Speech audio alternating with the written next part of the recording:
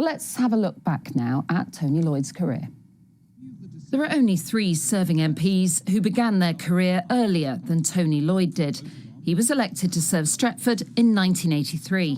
Quite obvious that Whitehall government is failing the north of England, and we can see that by... Tony Lloyd had been serving for 14 years by the time his party got into power, and he became MP for Manchester Central and Foreign Office Minister in Tony Blair's new Labour government. He stayed there until 1999, when he was shuffled out and became a powerful force on the backbenches. Tony Lloyd is duly elected as the Police Crime Commissioner for Greater Manchester. Then, in 2012, he left Parliament, but his service to Greater Manchester continued. He became Police and Crime Commissioner and 3 years later appointed as the area's interim mayor.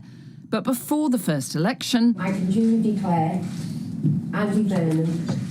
Labour Party members picked Andy Burnham to be their candidate. I think Tony Lloyd was the original Mr. Greater Manchester before Andy Burnham. In some ways, it was Tony Lloyd's idea to bring together the Greater Manchester Combined Authorities. He was the first interim Greater Manchester mayor, and so he paved the foundations for what we see today. Tony Lloyd went back into Parliament in 2017 to represent Rochdale, and in 2018 he was made Shadow Secretary of State for Northern Ireland. In recognition of his service, he was knighted in 2021.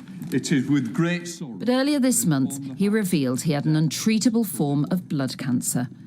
Tributes were paid from across the political spectrum. He gave me a huge amount of encouragement throughout my whole career, and he was just a really warm guy. Everyone who met him, he was Tony without any airs and graces, and he'd really fight your corner. He was a proper old school. He was a gentleman. He was somebody who would deal with and respect people on both sides of the house.